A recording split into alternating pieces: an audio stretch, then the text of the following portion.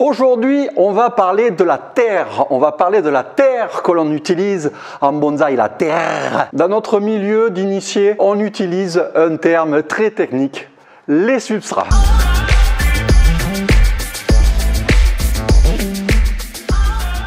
Avant de te faire un zoom sur les substrats que j'utilise en bonsaï, je t'invite à aller cliquer, à aller voir ce que je te propose au niveau des coachings. Si tu veux des conseils personnalisé, rien qu'avec moi, pour toi et pour ton arbre surtout, n'hésite pas, tu vas trouver le lien juste en dessous. Alors on va essayer de remettre l'église au milieu du village, parce que ces substrats, mon Dieu, on entend de tout et surtout du n'importe quoi. On va essayer de recadrer et de replacer certaines vérités. Et avant ça, on va revenir un petit peu en arrière.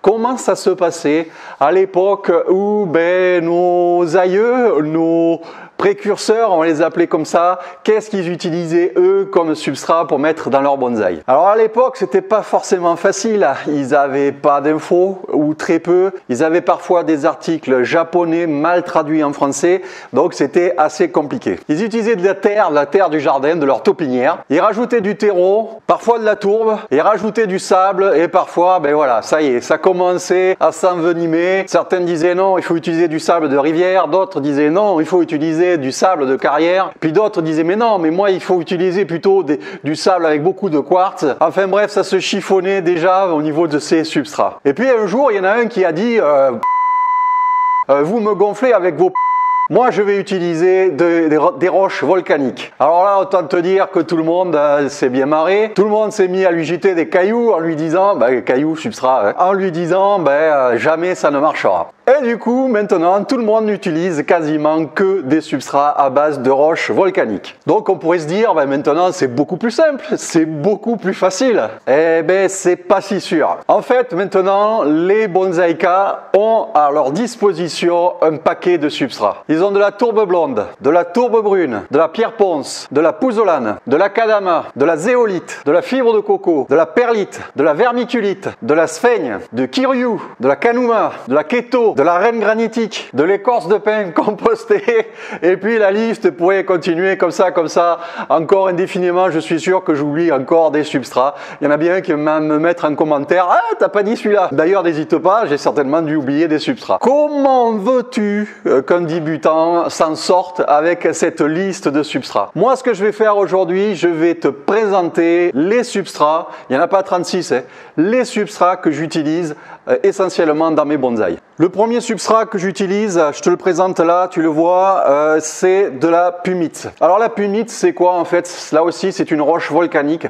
C'est plutôt issu, c'est plutôt les Italiens qui nous amènent ça. C'est au sud de l'Italie, là, à la pointe de la botte. C'est une roche, comme tu le vois, de couleur claire, avec des petites aspérités, très intéressantes en bonsaï. Là, comme tu la vois, c'est une gralométrie assez grosse que je te présente là, mais il en existe aussi de la plus petite. Ce qui est intéressant dans ce produit-là, c'est que c'est un substrat assez léger. Parce que dans des gros pots, on essaye quand même d'alléger nos substrats. La grosse que tu vois là, je l'utilise plutôt pour tout ce qui est yamadori. Et j'utilise plutôt de la petite pour tout ce qui est arbre abouti ou en finition. Ce que je t'ai pas dit, je vais essayer de te présenter les 3 ou 4 substrats que j'utilise et après je te présenterai plutôt les mélanges, je te présenterai les différents mélanges que je fais selon les essences et selon les variétés que je cultive. L'autre substrat que j'utilise, c'est la pouzzolane. C'est un super produit. C'est un super produit pour faire du bonsaï. En plus, moi j'habite pas si loin que ça de l'Auvergne.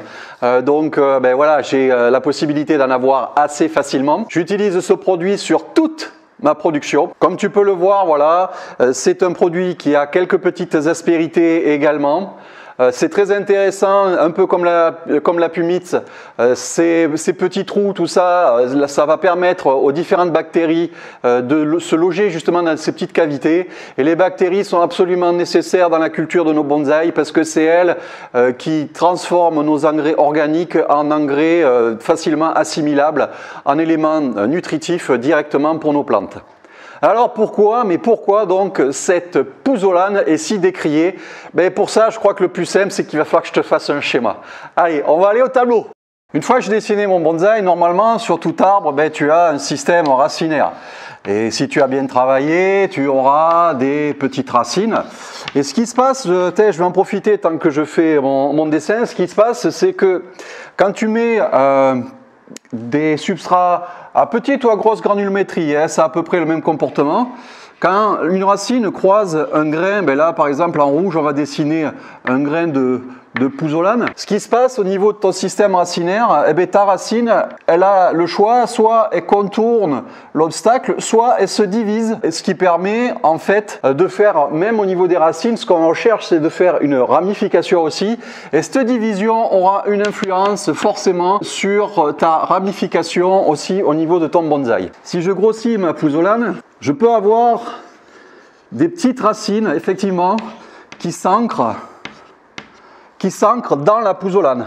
Et ça, c'est impossible à enlever. C'est impossible à enlever sans casser effectivement le système qui s'est mis en place. Alors pourquoi ces imbéciles de Radicelle viennent s'installer ici? Comme je te l'ai dit tout à l'heure, les racines en fait, elles vont là où il y a de la nourriture. Les bactéries sont installées dans les petites cavités qu'il y a au niveau de nos substrats. Et comme c'est elles qui font le job de la transformation des éléments nutritifs, les racines vont là où il y a la bouffe quelque part. Et alors, toi, par exemple, quand tu arrives avec tes gros sabots de bonsaïka et que tu vas rempoter, tu vas essayer de démêler tout ça là. Tu vas essayer de démêler ton système racinaire, effectivement. Des fois, c'est un peu compliqué. Souvent, je vous le conseille de le faire au jet d'eau. Tu peux avoir effectivement au bout des racines des graines de pouzzolane accrochées. Et nous, qu'est-ce qu'on fait quand on fait un rempotage? On prend nos ciseaux et on fait ça. Et on coupe tout le racinaire. Donc, sans déconner, vous prenez pas la tête avec cette histoire de petites radicelles qui viennent s'incruster dans la pouzzolane. Toi, quand tu vas couper, tu vas créer bien plus de dégâts que cette pauvre pouzzolane là qui héberge quelques racines. Donc, franchement, si c'est ça qui vous freine pour utiliser la pouzzolane, écoutez, je pense qu'il est temps que vous remettiez un peu de pouzzolane dans vos substrats. Autre substrat que j'utilise beaucoup, c'est l'écorce de pin. Alors je t'invite à aller voir ma vidéo, j'en avais fait une déjà là sur quel est le meilleur substrat pour cultiver des pins sylvestres. Là aussi il y a des infos, il faut arrêter arriver à un moment, il faut arrêter de dire des conneries rien que pour contredire. Comme son nom l'indique, c'est des écorces de pin compostées. C'est essentiellement des écorces qu'on utilise, c'est des déchets de scierie en fait. Bien entendu, il n'y a aucune maladie, il n'y a aucun pathogène dans ce substrat. Tout simplement parce que le processus de compostage chauffe énormément et quelque part c'est ce qui stérilise complètement ton substrat. Il n'y a aucun souci là-dessus. Et pour finir vraiment de te rassurer, sache que les pépiniéristes professionnels qui font des fleurs, des plantes en pot et des arbres en pot utilisent énormément ce substrat. C'est des milliers de mètres cubes qui sont utilisés tous les ans. Alors t'imagines bien que si ce genre de professionnels utilisent ce produit, ils ne prennent pas de risques. Et même la société qui vend ce genre de produit à ce genre de pépiniéristes, à ce genre de professionnels, eux non plus ne veulent pas avoir de soucis avec leurs clients. Comme tu peux le voir, c'est un substrat qui ressemble à du terreau et puis de temps en temps, voilà, tu tombes sur des petits morceaux et ça, c'est de l'écorce de pin. C'est vraiment un substrat génial, notamment pour la culture des pins. Dernier substrat que je vais te présenter, c'est la coco, bien sûr. Alors la coco, voilà, c'est typiquement un produit qui fait beaucoup parler et notamment par les personnes qui ne l'ont jamais essayé. C'est vraiment un super produit, je vais t'expliquer pourquoi de suite. Celle que j'utilise, c'est quand même une super qualité parce que, comme tu peux le voir, elle a des fibres. Quand tu fouilles un peu, il y a des gros morceaux. Je sais que selon la qualité des cocos que vous trouvez, parfois vous n'avez pas ces fibres et tout ça. Essayez de trouver vraiment des cocos avec des fibres et des gros morceaux. C'est très intéressant en bonsaï. Ça se présente sous forme de pain comme ça ou de briques vachement compressées que tu mets dans l'eau et qui gonflent, qui doublent, qui triplent, qui quadruplent de volume. Ce qui est intéressant là aussi, c'est qu'on utilise un déchet qui jusqu'à présent était tout simplement jeté. Parce que oui, dans le monde, il se consomme quand même pas mal de noix de coco. Jusqu'à présent, on mange pas la noix, quoi. On mange plutôt l'intérieur. Comme tu l'as vu, je t'ai présenté 4 catégories de substrats. 2 types de substrats plutôt volcaniques qui vont me servir essentiellement pour le drainage et 2 autres types de substrats qui vont me servir plus à ma rétention d'eau. Là, si tu fais une pause sur la vidéo, tu comprendras qu'un substrat de qualité doit remplir ces 2 critères, du drainage et une rétention d'eau. Donc là, c'est le moment où je vais te parler de mes mélanges. Je vais te parler de ce que j'utilise, quoi, comment et sur quelle espèce. Donc je vais revenir sur la pumice. La pumice, il m'arrive de l'utiliser pure, notamment sur des arbres plutôt aboutis. Je fais souvent du mélange, souvent un 80-20, parfois un 70-30 avec de l'écorce de pin compostée. Ça, c'est plutôt pour tout ce qui est mes prélèvements. Au niveau de la pozzolane, c'est pareil, il m'arrive d'utiliser pure pour des arbres aboutis. J'utilise vachement sur mes feuillus. Et là, je fais plutôt du 70-30 et là, j'essaye de travailler plutôt par couche. Je mélange pas. Au niveau de l'écorce de pin, comme je te l'ai dit, au niveau de ma culture des pins sylvestres, il m'arrive de faire du 100% écorce de pin, ça marche super bien. Pour ce qui est de la coco, je le répète pour ceux qui n'auraient pas bien compris, je n'utilise absolument pas de fibre de coco sur mes pins. Alors en fait, j'en ai discuté un peu avec mon fournisseur, je pense que c'est un problème de mycorhize.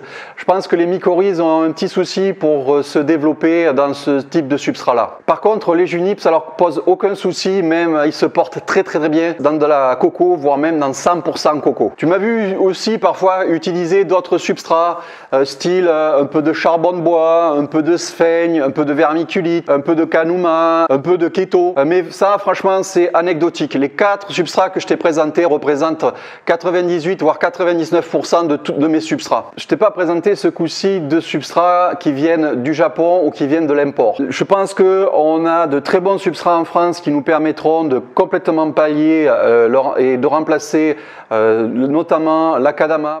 S'il y a une chose qu'il faut que tu retiennes dans cette vidéo, il va falloir que tu adaptes tes substrats selon les espèces et selon aussi ta situation géographique. Tu comprends bien que quelqu'un qui habite dans le sud-est devra avoir plus de substrats rétenteurs en eau et ceux qui habitent en Bretagne, la bise les copains, devront avoir des substrats plus drainants, notamment voilà, quand il y a des périodes un peu plus pluvieuses. Dans cette vidéo, je voulais recadrer un peu les choses, je voulais remettre, comme je l'ai dit en début de vidéo, l'église au milieu du village, parce que voilà, ces données-là sont factuelles, ces données-là, vous allez les trouver facilement sur Internet. Tout ce que je vous ai dit est facilement vérifiable. Non, l'écorce n'est pas un nid à merde. Non, la coco n'est pas destinée que à de la culture maraîchère. Ne restez pas bloqués sur des idéologies à la con. Il faut essayer de vous renseigner. Moi, je vous donne ce que j'utilise en tant que professionnel. Et mon objectif n'est pas de vous emmerder. Mon objectif est que vos arbres aillent mieux et que vos arbres poussent super fort. Comme je l'ai dit dans un de mes directs, ce que j'aimerais voir, notamment sur le groupe privé de la communauté Vital Bonsaï, ce que j'aimerais voir, c'est plus d'arbres avec des personnes qui se posent la question en se disant mon Dieu, il a trop poussé, qu'est-ce que je vais faire, plutôt que des arbres voilà, un peu crévata. Écoute, j'espère que cette vidéo t'a plu, j'espère que ça va te simplifier la vie au niveau des substrats. Comme d'habitude, tu la partages, tu me mets un petit pouce. Si tu me mets un petit pouce en bas, essaye d'argumenter un peu dans les commentaires. Ouais, si c'est juste pour mettre un pouce, ouais, allez, mets ton pouce si tu as envie. Mais c'est pas très constructif. De toute façon, cette vidéo sera suivie d'un article un peu plus approfondi. Tu retrouveras cet article sur le blog. J'espère que cette vidéo va te servir. Je te dis à la prochaine, je te bise. Ciao, ciao!